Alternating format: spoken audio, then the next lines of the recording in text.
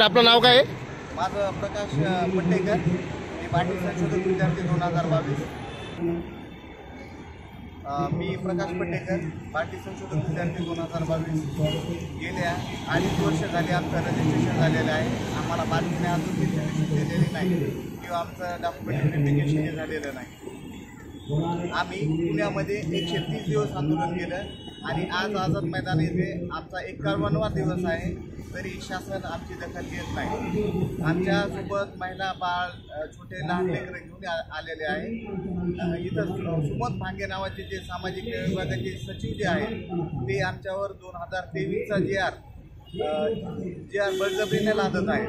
सारथीला दिली, महाज्योतीला दिली।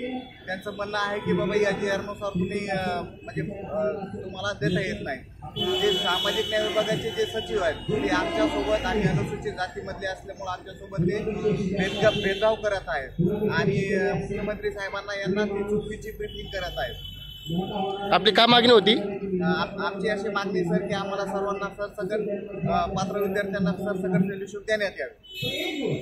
तोपर्यंत आम्हाला फेलोशिप देण्यात येत नाही तोपर्यंत आम्ही इथून आझाद मैदानातून उठत नाही। शासनाने तुम्हाला काय आश्वासन दिले?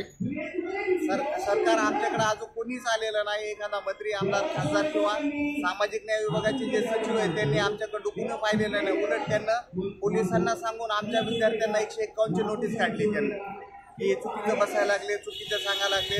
आणि इथल्या जे पोलीस अधिकारी कर्मचारी जे आहेत त्यांनाही सुमंत भांगे एकदम चुकीच्या पद्धतीने सांगत आहेत की हे 2022चे विद्यार्थी आहेत, आम्ही सारथीला दिली नाही, महाज्योतीला दिली नाही आणि आमच्याकडे पुरावे आहेत, सगळंच आहे सर की त्यांना फेलोशिप दिलेली आहे। पुरावे दाखवू शकता तुम्ही? हो आहेत ना, ते 2022 मध्ये दिलेलं घोषणापत्र आहे आणि आम्ही 2 वेळेस परीक्षा देऊनही आम्हाला सामाजिक न्याय विभाग, मुख्यमंत्री साहेब हे फेलोशिप पासून जाणीवपूर्वक आम्हाला वंचित ठेवत आहे। आम्ही 6 महिने झाले इथं आंदोलन करत आहोत, आमची कोणीही दखल घेतलेली नाही आतापर्यंत। तुमच्याकडे आंदोलनच करत राहायचं का? किती दिवस आमच्यावर अन्याय सहन करत राहायचं आम्ही? तुमच्याकडे जे आर असून सुद्धा तुम्हाला अंमलबजावणी करत नाही ना? आणि तो जे आम्ही विद्यार्थी आहेत 22चे, जे आर आहे 30/10/2023चा, म्हणजे तो जे आर आमच्यावर 200चा प्रेशरनं बळजबरीने सुमंत भांगे हे लादत आहेत, ही कमिटी लादत आहे, मुख्यमंत्री लादत आहेत, म्हणून आमच्यावर खूप मोठ्या प्रमाणात तिथे अन्याय झालेला आहे। आज 6 महिने झाले साहेब आम्ही पावसात याच्यामध्ये उन्हातानामध्ये हिवाळ्यात सुद्धा पूर्ण हिवाळ्यामध्ये आम्ही आंदोलन केलं तरी आमची मागणी मंजूर होत नाही। यानंतर तुम्ही काय करणार आहे? जोपर्यंत आम्हाला फेलोशिप देत नाही तोपर्यंत आम्ही इथं बसून राहणार आहोत आणि याच्यापेक्षाही आम्ही उग्र स्वरूपाचं आंदोलन करणार आहोत। सर तुमचं काय म्हणणं आहे? हे महाराष्ट्र शासनाचं पक्षपाती धोरण आहे।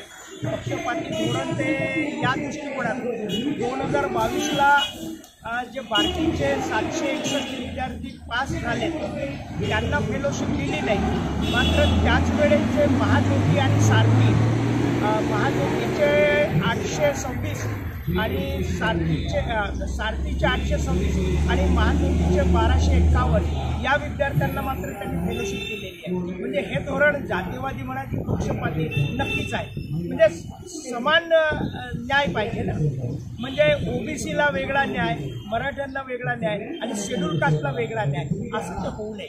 आणि राहिला प्रश्न जे 200ची कॅप म्हणतात, तर आम्ही 2022ला आम्ही परीक्षा पास केल्या, सर्व आम्ही पात्र ठरलो आणि 2023ला त्यांनी आदेश काढला, तर 2023चा आदेश 2022च्या विद्यार्थ्यांना बंधनकारक नाही। त्यामुळं आम्ही जेवढे 761 विद्यार्थी बार्टीचे आहोत, शेड्यूल कास्टचे आहोत, त्या सर्वांना पात्र, त्या सर्वांना आणि फेलोशिप दिली पाहिजे असं आमचं म्हणणं। माझं नाव रोहित, मी 2022चा संशोधक विद्यार्थी आहे। सरकारच्या एक धोरणामध्ये आम्हाला माहिती आहे, ज्याप्रमाणे सारथी आणि महाज्योतीला सरकार फेलोशिप देत नाही त्याचप्रमाणे बार्टीलाही फेलोशिप देण्यात यावी। आता सरांनी सांगितलं की सारथीच्या जवळजवळ 851 विद्यार्थी आणि महाज्योतीच्या 1226 विद्यार्थ्यांना फेलोशिप देण्यात येते। त्याच एक समान निकषाच्या धोरणावर आम्ही फेलोशिप मागत आहोत, कारण बार्टीच्या धर्तीवर सारथी आणि महाज्योतीची स्थापना झाली। मग सारथीला आणि महायुतीला मिळतंय, फक्त पार्टीला फेलोशिप मिळत नाही. आणि जो 30/10/2023चा GR आहे तो आमच्यावर जबरदस्तीने लादण्याचा प्रयत्न होतो, जो की आम्ही 2022चे संशोधक विद्यार्थी आहोत. सरकारला आमचा एकच सवाल आहे की तुम्ही एक समान धोरण आम्हाला तुमचं मान्यच आहे, त्याच एक समान धोरणावर तुम्ही आम्हाला बसवा.